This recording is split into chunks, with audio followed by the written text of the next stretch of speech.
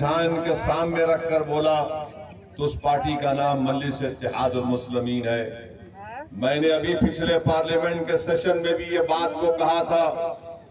जो आखिरी पार्लियामेंट के सेशन में हमारा पार्लियामेंट का ऐवान में वैसा सेशन हुआ, मैंने उसमें कहा था कि तुम सीमांचल की जनता को घुसपैठी कहते हो, इसीलिए तुम CAA NPR NRC कराना चाहते हो।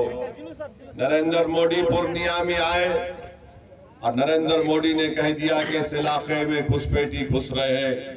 तो नरेंद्र मोदी तुमने बोल दिया कि तुम्हारी हकीकत क्या है।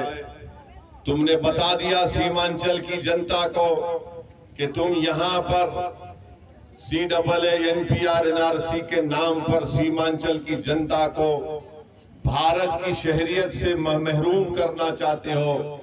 तो जब आप 26 तारीख को वोट डालने जाएंगे, ये सोच कर जाइए कि हम भारत के नागरिक हैं, हम घुसपैठी नहीं है। जो हमको घुसपैठी कहेगा हम उस पार्टी का साथ हरगिज नहीं देंगे। चौथी बात आप याद रखिए कि सीमांचल और किशनगंज की जनता को एक फाल और हरकियाती मेंबर ऑफ पार्लियामेंट की जरूरत है।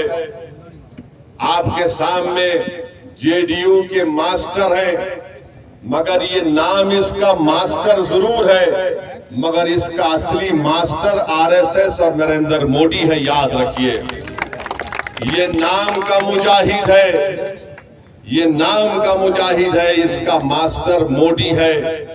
आपके सामने एक मास्टर है जिसका मास्टर मोदी है, दूसरी तरफ जावेद है। ये जावेद साहब का मामला ऐसा है कि ऐसा लगता है कि पार्लियामेंट में वो कहीं पर भी नजर नहीं आते। सीमांचल में तो कभी नजर आए ही नहीं।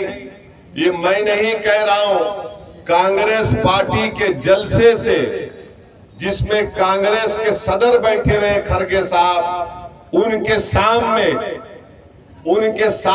उन्हीं के पार्टी के एक साबिका रुकने असेंबली, क्या नाम है, जनाब तौसीफ साहब ने कह दिया कि जावेद साहब आप किशनगंज की पार्लियामेंट में नजर नहीं आते, नजर आना चाहिए आपको। उन्हीं की पार्टी के लोग उनको कह रहे हैं कि वो गायब है। तो जो गायब है उसका साथ मत दो, जो हाजिर है वो आपके सामने अख्तरुल ईमान है, उसका साथ दो। अगर आप कांग्रेस का साथ देंगे 26 तारीख को, तो फिर याद रखिए हमेशा गायब रहेंगे। तो जब आप 26 तारीख को वोट डालने जाएंगे, मेरी आपसे गुजारिश है कि अख्तरुल ईमान साहब को आप वोट दीजिए।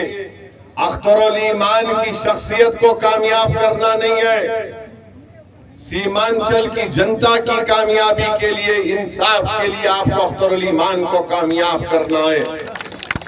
अख्तरुल ईमान की शख्सियत को मत देखिए, आपकी पसमानदगी को देखिए, आपकी नाइंसाफी को देखिए।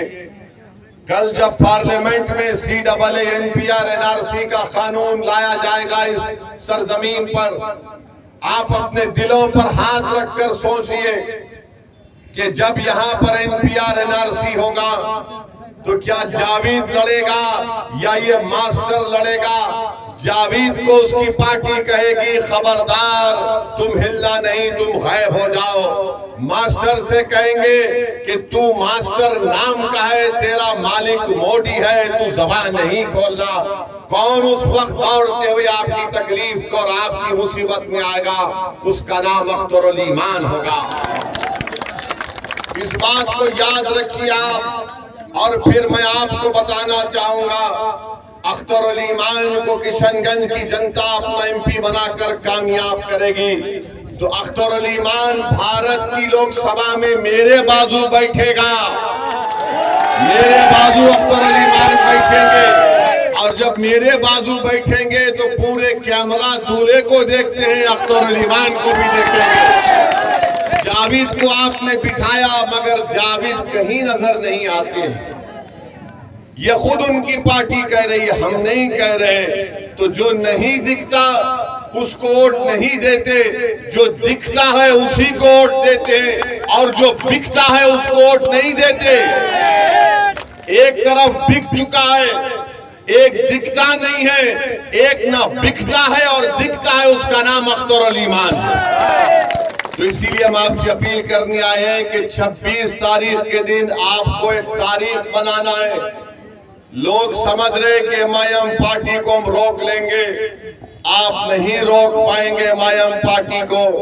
आप बताइए, अब आप बताइए कि मोदी भारत के प्रधानमंत्री हैं, सीमांचल की जनता को गाली देकर चले गए, ये घुसपैठी बहुत ज्यादा आ रहे। अरे मोदी जी, क्या border security force Akhtar Ali ईमान के इशारे पर काम करती है? क्या एसएसबी अख्तर अली ईमान के इशारे पर काम करती है? आप सिर्फ इस इलाके को बदनाम कर रहे हैं इसलिए कि यहाँ पर अल्पसंख्यक समाज के मुसलमान ज्यादा रहते हैं। अरे मोदी, तुम कह देते कि यहाँ पर सीमांचल भारत का सबसे गरीब इलाका है, यहाँ पर हजारों लाखों एकड़ जमीन कटती है, यहाँ पर नदी का पानी आ जाता है, मगर मोदी को फिक्र सिर्फ घुसपैठियों से है। और मोदी की नजर में घुसपैठी कौन है? अख्तर अली ईमान है। मोदी की नजर में घुसपैठी अख्तर अली ईमान है। तो इसीलिए मेरे अजीज दोस्तों, मेरी इज्जतदार माँ और बहनों, 26 अप्रैल को जब आप निकलकर अपना वोट डालेंगे तो मेरी इन 5-6 बातों पर आप जरा इस पर गौर करिए, अपने दिलो दिमाग पर जोर डालिए। आपको एक ऐसा एमपी चाहिए जो फिरका परस्त ताकतों से लड़े, जो मौका परस्त ताकतों से लड़े, जो आपके दरमियान में रहे। आज आप देखते हैं कि आज यहाँ पर इस विधानसभा में अभी हमने सब डिवीजन का मुतालबा किया। नीतीश कुमार क्या कर रहे हैं बताइए आप? नीतीश कुमार कर सकते थे, इस इलाके को सब डिवीजन बना सकते थे, मगर उन्होंने नहीं किया। मास्टर कर सकते थे मगर नहीं किया। क्यों नहीं कर रहे? क्योंकि उनको इस जनता यहाँ पर जमीन पर बसने वाले लोगों से नफरत करते हैं। तो मेरी आप सदबन गुजारिश है कि आप याद रखिए, जब तक आपकी आवाज नहीं पैदा होगी कोई आपकी तकालीफ का जिक्र करने वाला नहीं होगा। अभी आपने सुना कि 1 लाख से ज्यादा मुसलमानों को बिहार में नौकरी से महरूम कर दिया गया। अरे कब तक आप इन तमाम पार्टीज का साथ देंगे जो आपका वोट तो हासिल कर लेते मगर आपको नौकरी नहीं देते, आपको इंसाफ नहीं देते? राजद का मामला है, एमवाई कहते हैं मुस्लिम यादव, उन्हीं का सेंसस क्या कहता है कि बिहार में मुसलमान 17% है और यादव हमारे करीब 14-15% के करीब है। 22 उम्मीदवारों के नामों का ऐलान राजद ने किया। कितने मुसलमानों को दिया? 2 को दिया। कितने हमारे यादव भाइयों को दिया? 8 को दिया। अरे भाई, आप सिर्फ यादवों को टिकट देना है तो दो, हम उससे परेशान नहीं है, मगर जब आप मुसलमानों के दरमियान में आकर, अल्पसंख्यक समाज के दरमियान में आकर तेजस्वी कहते हैं एमवाई, अरे जहां पर ताकत का मामला आता है आप ताकतवर नहीं बनाना चाहते। मेरे इज्जतदार दोस्तों, आप जानते हैं कि ये 2018 में तेजस्वी ने यहां पर आकर कहा था सीमांचल में, किशनगंज में, कि हम सीमांचल डेवलपमेंट काउंसिल बनाएंगे। अरे आप डिप्टी चीफ मिनिस्टर आप बन गए मगर सीमांचल डेवलपमेंट काउंसिल क्यों नहीं बना? और तेजस्वी यादव को जानना चाहिए कि भारत की पार्लियामेंट में अगर किसी ने सीमांचल डेवलपमेंट काउंसिल की बात की, किसी ने भारत की पार्लियामेंट में प्राइवेट मेंबर्स बिल लेकर आए, तो उसका नाम असदुद्दीन ओवैसी और मजलिस इत्तेहादुल मुस्लिमीन था।